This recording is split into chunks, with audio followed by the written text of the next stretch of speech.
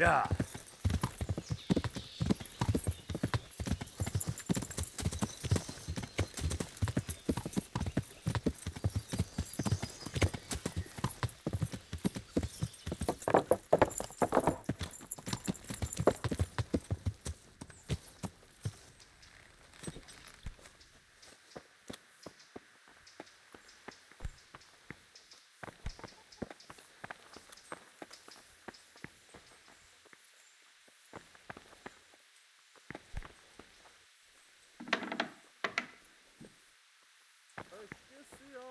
Ještě si já pohár víno zaplatím. Potom se já k ní milé navrátím. Od večeře do rána.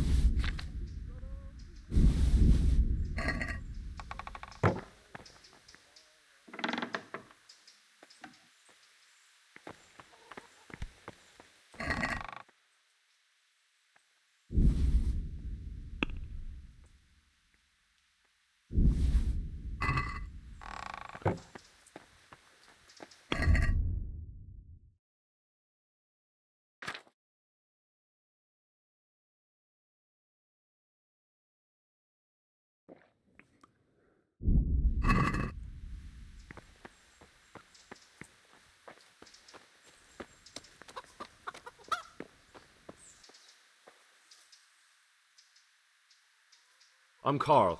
I'm supposed to enter as a novice. We expected you sooner. Weren't you supposed to come here with your guardian? It's been so hectic lately, people will keep turning up out of the blue. He gave me the papers and left me at the gate. You must be used to that, though. I'm not the first novice here, am I? But that wasn't very considerate of him, was it? It's been so hectic here lately, novices arriving one after the other. The last one didn't even have a letter, and you'd think his backside was on fire, the way he kept looking over his shoulder. You took him without the letter? You didn't find that suspicious? My guess is he wanted to hide from someone. But he's a priest and knows how things work in the monastery. So there was nothing to prevent him from being accepted, at least temporarily. You're a different case, though. Are you able to read? Naturally. I wouldn't be here otherwise. So then, are you ready to enter the Order of St. Benedict and renounce forever the temptations of this world? I am. Then you must rid yourself of all your worldly possessions. Sell them or give them to the poor and needy or donate them to the monastery. You may not enter this place burdened by worldly goods. Inside the gatehouse is a trunk in which you will find monk's robes. Put away all your possessions and dress yourself in the habit. Then you may rest a while I go and see the prior to arrange matters for your acceptance. Good luck to you.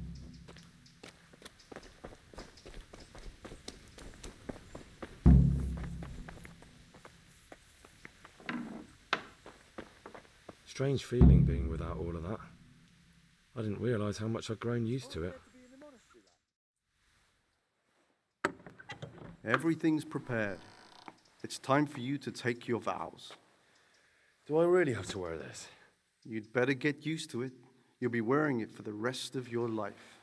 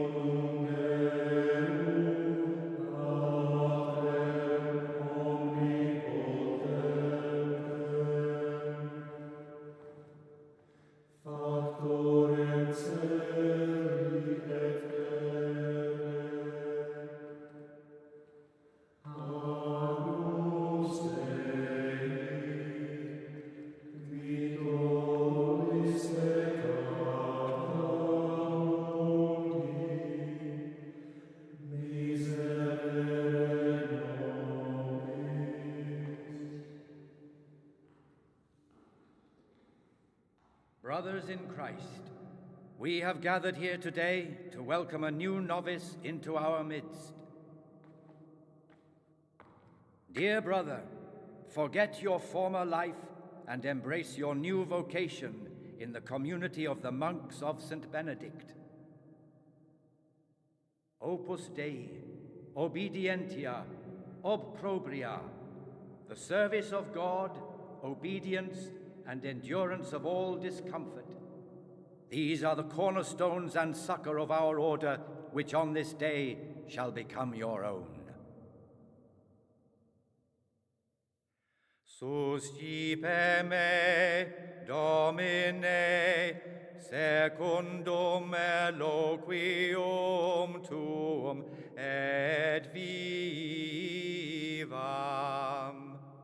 et non confundas me ab expectatione mea.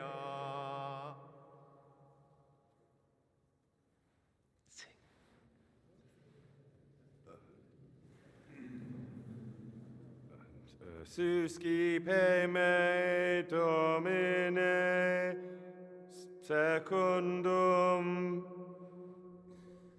Eloquium tuum et vivam.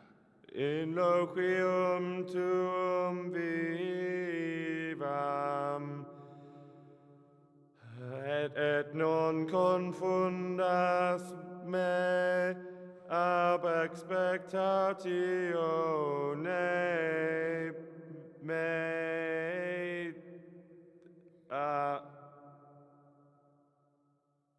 Accept your new name, Brother Gregor, and wear it with honor. Welcome, brother.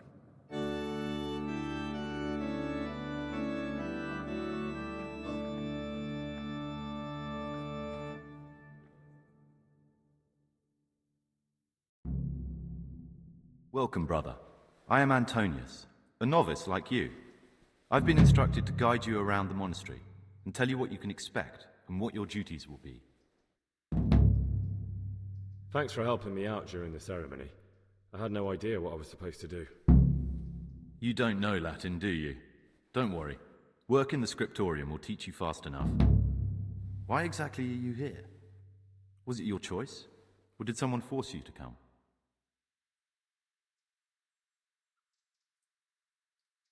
Being here in the monastery is my dream come true. Being a monk is so exciting. Well, no one's ever said that before. I'm curious if you'll still be singing the same tune in a month's time. Would you tell me something about yourself? I'm a novice and I'm here because I'd make a poor merchant. I like books and I want an education. Although I must say, so far the monastic life's been quite unexpected.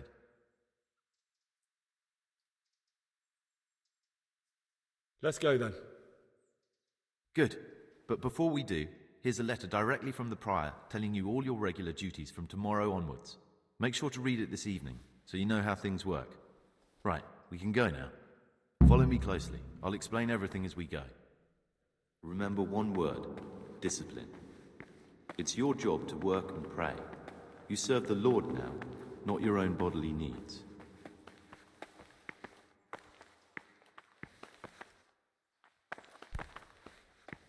And God be with you.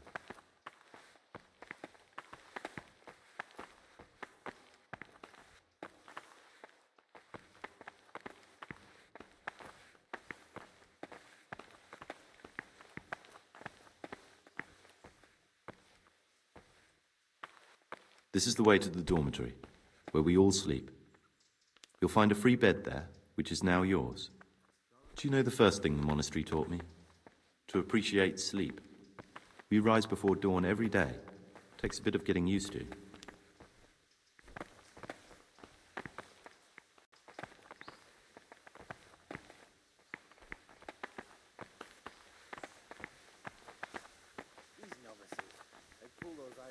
This is the garden, a place for silent contemplation and meditation. Centuries ago, this monastery was founded by the most esteemed of brothers, Saint Procopius. His earthly remains can be found in a cave under the monastery, and his spirit wanders the corridors at night, punishing any misbehaving novices. So beware. Here are the frattery and scriptorium, together with the library. These are the places where we work. Ora et labora. Pray and work. As a novice, you must always listen to your superior brethren. And above us monks are the prior and the cicatas, who punish every infraction. You'll know them by the canes they carry. Do what they say. This is the refectory, where we come together to eat. During meals, you must be silent. Only one brother reads aloud from the Rule of Saint Benedict. The rule is the only law we recognize, with the exception of those from God himself. If you break any of its precepts,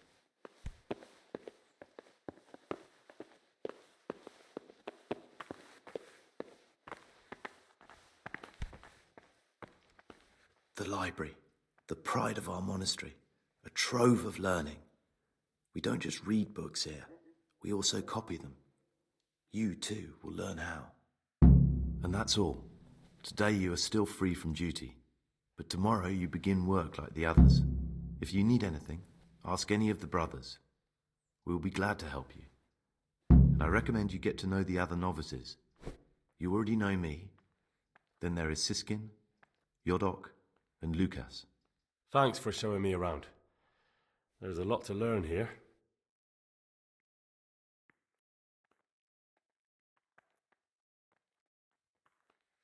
It occurred to me you might be the man to ask. I'm looking for some lockpicks. Do you know anyone in the monastery who could help me? Lockpicks? You surprise me, brother. And you, a nobleman's son. But you could ask Brother Celerius. They say he used to be a thief. Will you tell me something about yourself? There's not much to tell. I lived in Vlashim, and after my father died, I found out I wasn't much of a merchant. So I left the shop to my brother and decided to become a monk. It's peaceful here. There's food and lots of time to read. So you chose to come here? It may seem strange, but I'm one of the few novices that did. I might be the only one. The truth is, the idea of spending my life in a monastery was more appealing than being cooped up in a greasy old shop.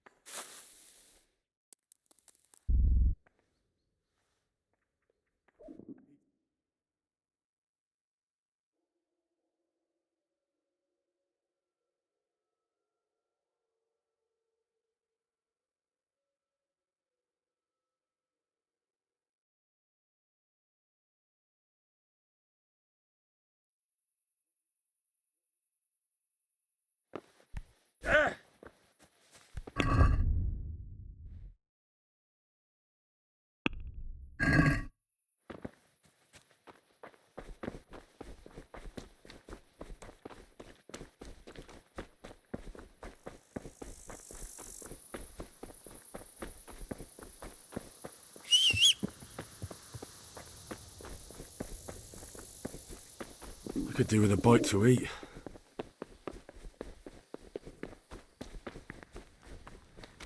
Where the hell were you brought up?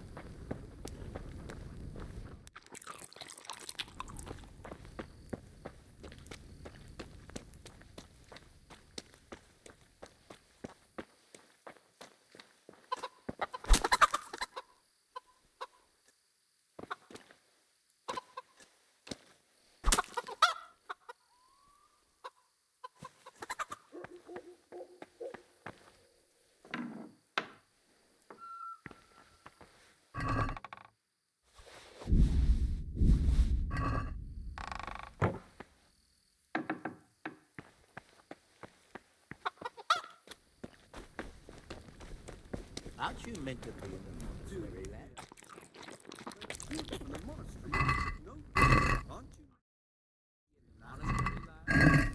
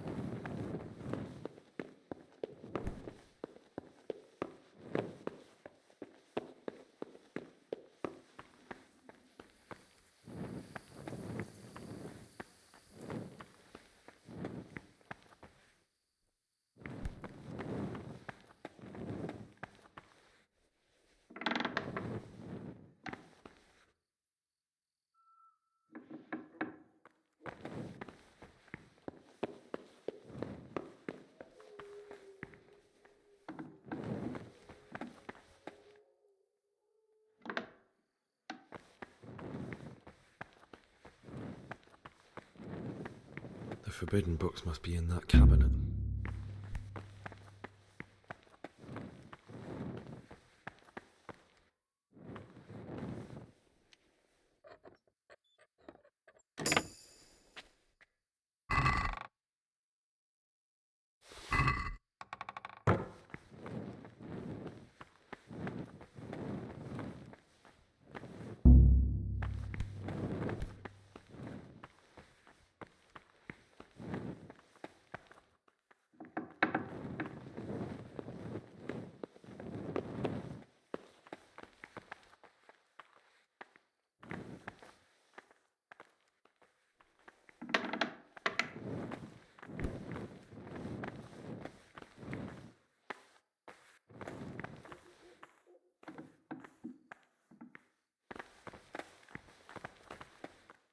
What troubles you?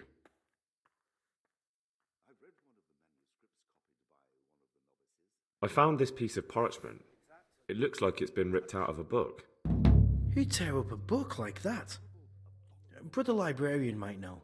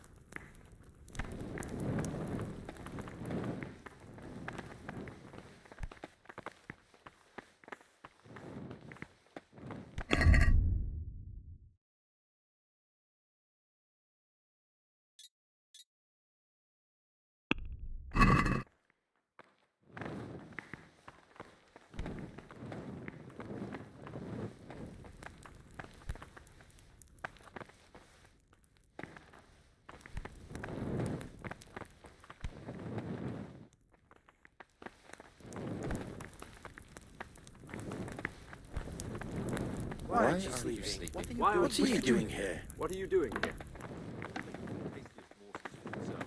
Give us the slop that's left over. The food's definitely gone downhill.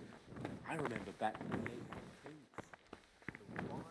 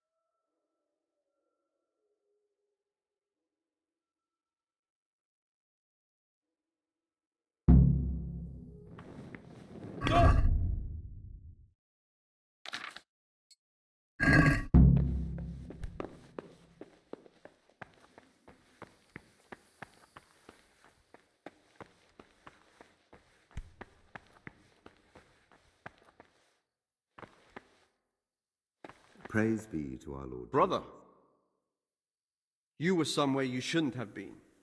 Don't you know your place?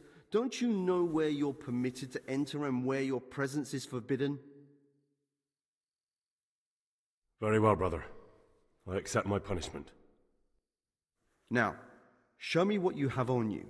I must confiscate anything that's not allowed in the monastery.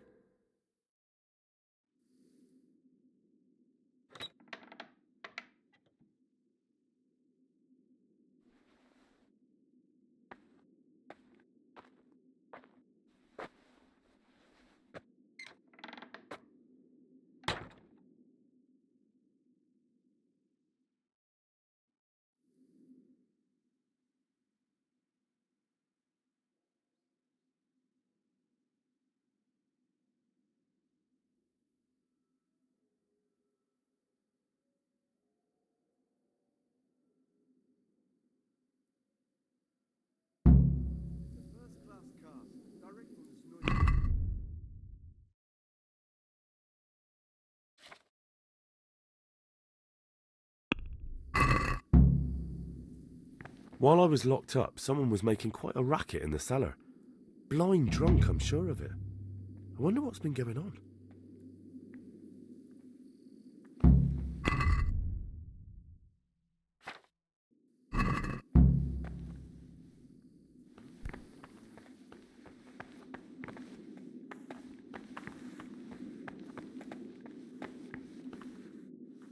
Salve Domine. I'm Gregor and I'm new here. I know. I saw you in the church during ceremony. I have the feeling we'll be meeting again soon, and often. You see, I'm the circator. What does that mean? I make sure everyone observes the rule, does their work, and that everything's the way it should be. When it's not the way it should be? Then we're authorized to mete out punishment. But certainly you won't require correction, will you, brother?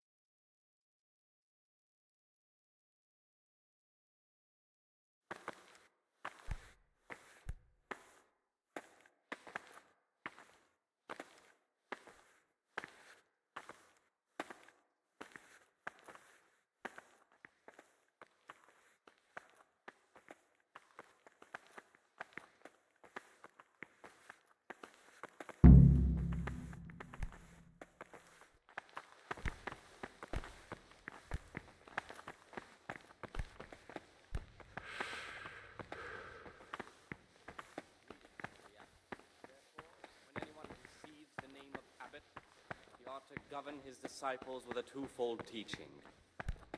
That is to say, he should show them all that is good and holy, by his deeds even more than by his words, expounding the Lord's commandments in words to the intelligent among his disciples, but demonstrating the divine precepts by his actions for those of harder hearts and ruder minds. The abbot should always remember what he is and what he is called, and should know that to whom more is committed, from him more is required. Let him make no distinction of persons in the monastery. Let him not love one more than another, unless it be one whom he finds better in good works or in obedience. And let him not shut his eyes to the faults of offenders, but, since he has the authority, let him cut out those faults by the roots as soon as they begin to appear. Remembering the fate of Heli, the priest of Sila. The well-disposed and those of good understanding, let him correct with verbal admonition the first and second time. But bold, hard, proud, and disobedient characters he should curb at the very beginning of their ill-doing by stripes and other bodily punishments, knowing that it is written, "The fool is not corrected with words." And again, "Beat your son with the rod, and you will deliver his soul from death." The rule of Saint Benedict, readings on daily manual labor. Idleness is the enemy of the soul. Therefore, the brethren should be occupied at certain times in manual labor, and again at fixed hours in sacred reading. To that end, we think that the times for each may be prescribed as follows. From Easter until the calends of October. When they come out from prime in the morning, let them labor at whatever is necessary until about the 4th hour. And from the 4th hour until about the 6th, let them apply themselves to reading. After the 6th hour, having left the table, let them rest on their beds in perfect silence, or if anyone may perhaps want to read, let him read to himself in such a way as not to disturb anyone else. Let none be said rather early, at the middle of the 8th hour, and let them again do what work has to be done until vespers. Weak or sickly brethren should be assigned a task or craft of such a nature as to keep them from idleness, and at the same time not to overburden them or drive them away with excessive toil. Their weakness must be taken into consideration by the abbot. The rule of Saint Benedict, readings on humility. The first degree of humility is obedience without delay. This is the virtue of those who hold nothing dearer to them than Christ, who, because of the holy service they have professed, and the fear of hell, and the glory of life everlasting, as soon as anything has been ordered by the superior, receive it as a divine command, and cannot suffer any delay in executing it. But this very obedience will be acceptable to God and pleasing to men only if what is commanded is done without hesitation. Delay, lukewarmness, grumbling, or objection. For the obedience given to superiors is given to God. For if the disciple obeys with an ill will and murmurs, not necessarily with his lips, but simply in his heart, then even though he fulfills the command, yet his work will not be acceptable to God, who sees that his heart is murmuring, and far from gaining a reward for such work as this, he will incur the punishment due to murmurers, unless he amend and make satisfaction.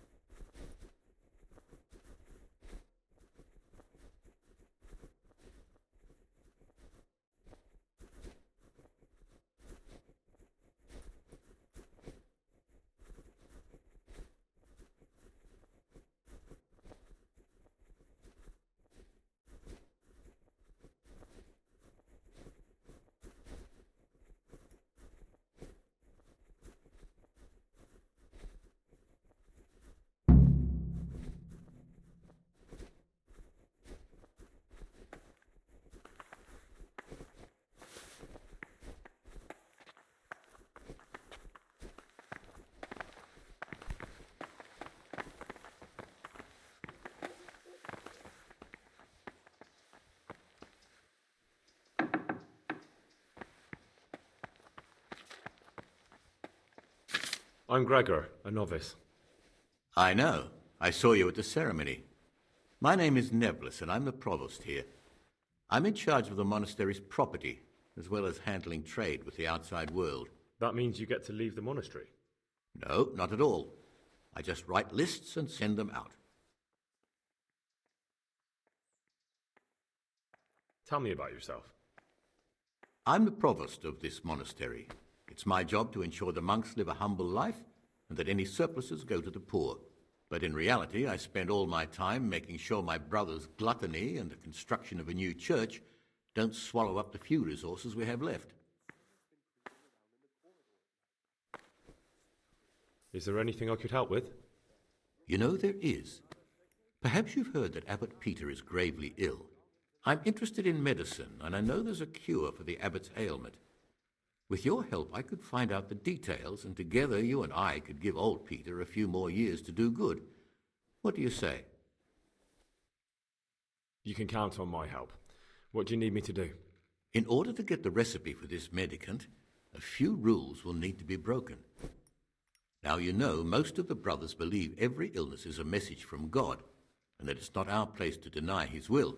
I, however, think if God sent us not just illnesses, but also the medicine to cure them, then it's our duty to relieve people of their suffering. The cure for Abbot Peter's illness could be contained in one of the books in our library, but it will certainly be amongst the Libri Prohibiti, the forbidden books, those we aren't permitted to read. Why are they forbidden? Because they contain occult and demonic practices, witchcraft and all manner of evil. Or so some people claim. It's nonsense, of course. This is nothing but a book of medicine, albeit one written by a pagan. Ibn Sina, also known as Avicenna, is universally acknowledged to be a wise man.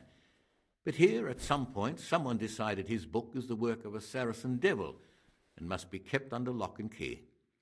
Since then, no one can even talk about the book. But the three wise men were from the East, were they not? Where can I find it? In the library, there's a large cabinet with a lock on it. The forbidden books are inside. You'll easily recognize what you're looking for.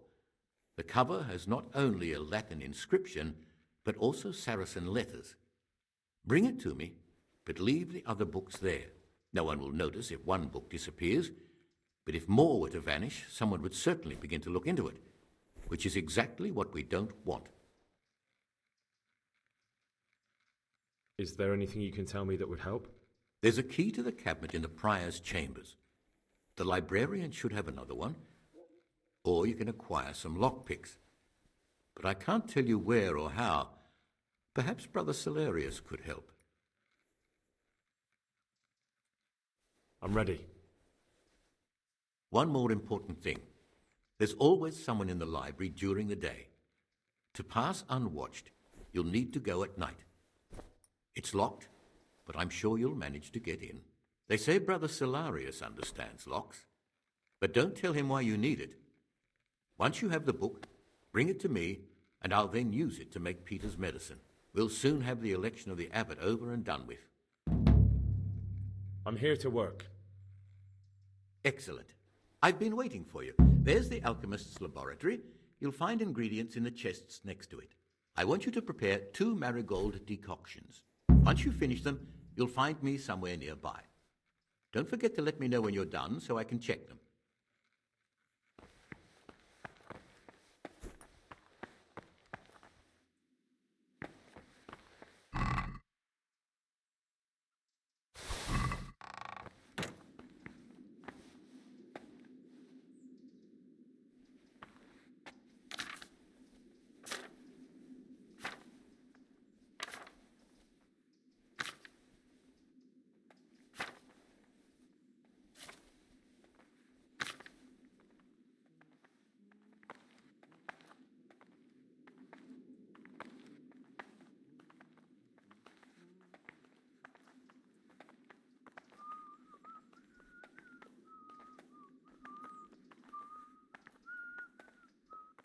Things will get worse. I can feel it in my joints. The things you say. My joints started aching just before they raised scarlets, and now they hurt again, but worse than last time. And something is going to happen out there. You might be wrong. And besides, God will be our protector.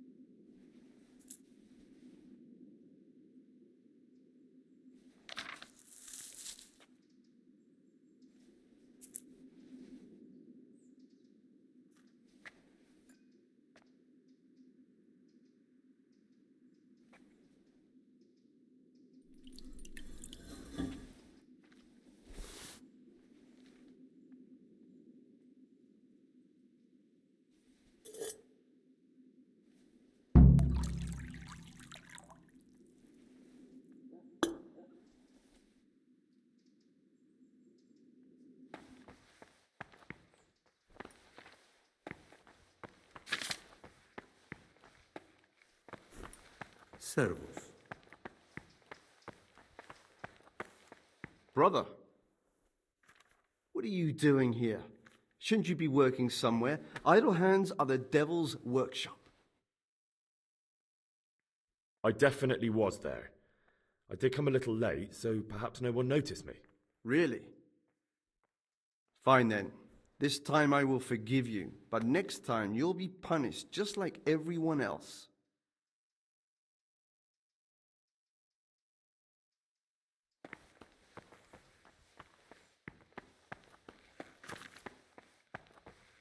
What troubles you?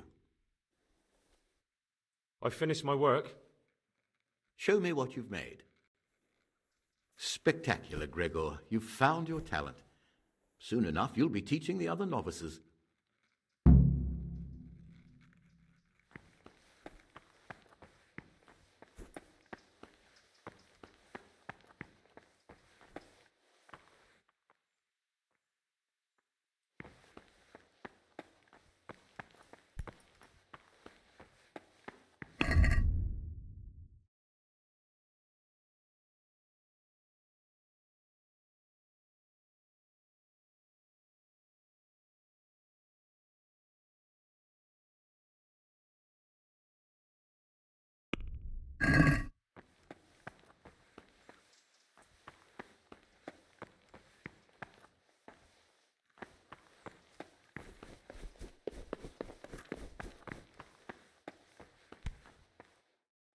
What troubles you?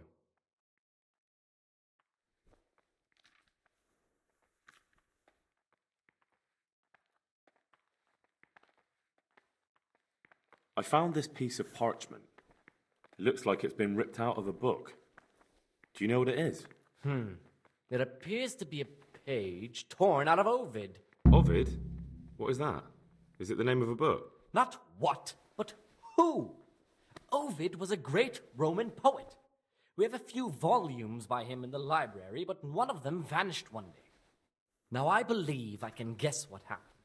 Brother Eustace, may the earth rest lightly on him, was quite narrow-minded when it came to classical literature. If a book had any mention of woman at all, he condemned it as a heretical work. If he'd had his way, all such books would have been burned. Ovid's The Art of Love must have been such a thorn in his side that he stole it from the library, tore it up, and hid the pages wherever he could.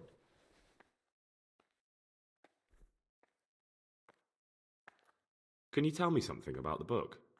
The Art of Love is a sort of manual instructing young people how to find and maintain love. It's a lovely work.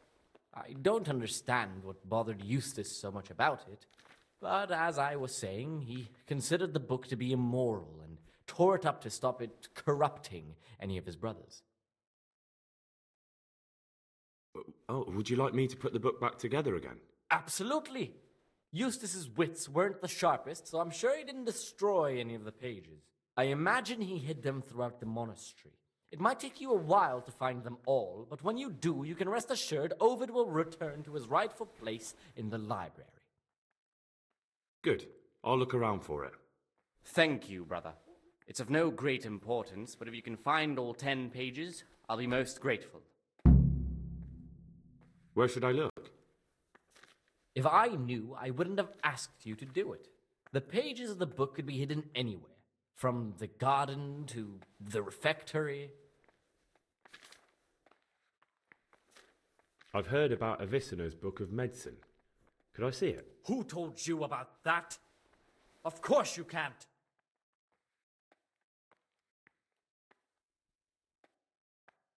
What do you desire, Brother Gregor? Is it possible to learn something about the other novices in the library? Only the abbot and the prior keep such records. And can I see them? No. The abbot writes and keeps his records in his chambers, and only he and the prior are permitted to read them.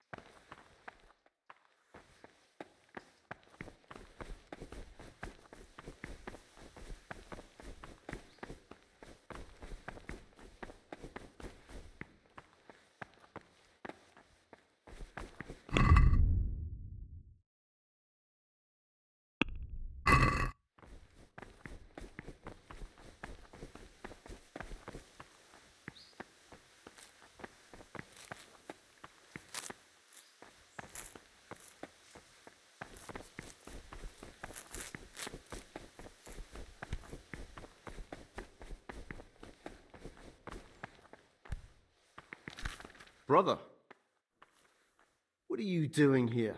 Shouldn't you be working somewhere? Idle hands are the devil's workshop. I was feeling a bit queasy. Really? This time I'll look the other way. But next time...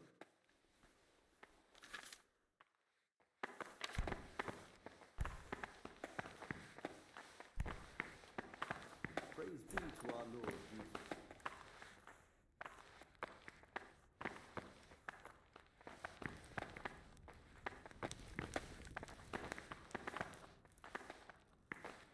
Salve, be well. Talk to me, brother. I'm looking for something a little, unorthodox. And what would that be exactly? I'm looking for lockpicks. Lockpicks? And what would you like those for? I'd like to practice opening locks, just for the fun of it. Well, why not? So you heard I used to be a burglar, did you? I put it all behind me as soon as I took the vows. But I do have a few lockpicks left. I'll trade them for food. Get me a bite to eat, and you can have your lockpicks. Can't say fairer than that, can I?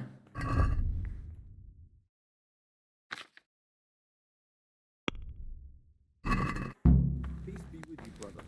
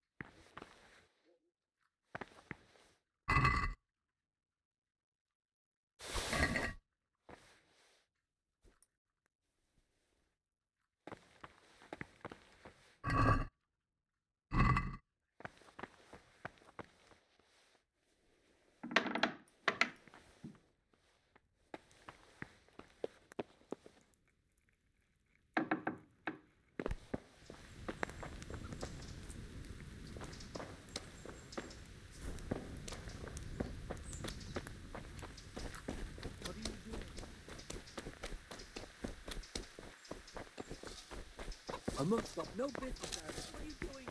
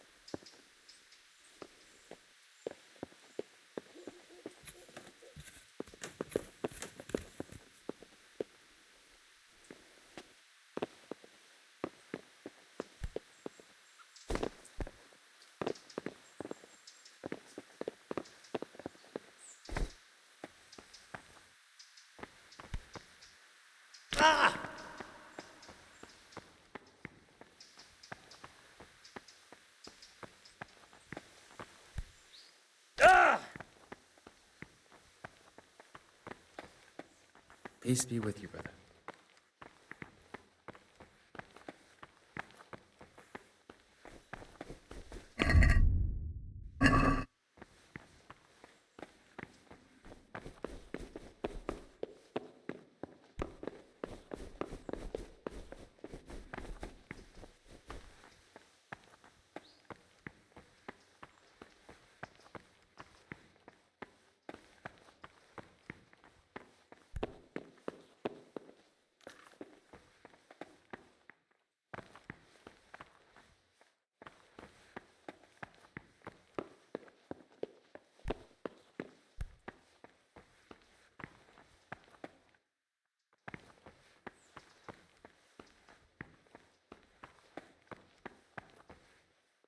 What is it, brother?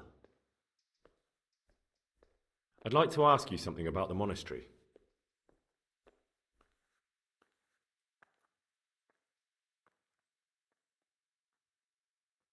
What can you tell me about the novices here? What can I say? You're here to demonstrate your devotion to God and to live a monastic life. After a year, you can make your vows and become a fully fledged brother. I meant something specific about the brothers that are here. But you know them yourself. Yodok is an odd one, but he's diligent and eager, perhaps too eager. Siskin is good company, but a bit too worldly for a monk. Antonius is hard-working and will help with anything, but prays less than he ought. Lucas is as quiet as a mouse, and no one knows much about him. And then we have you, about who I know nothing.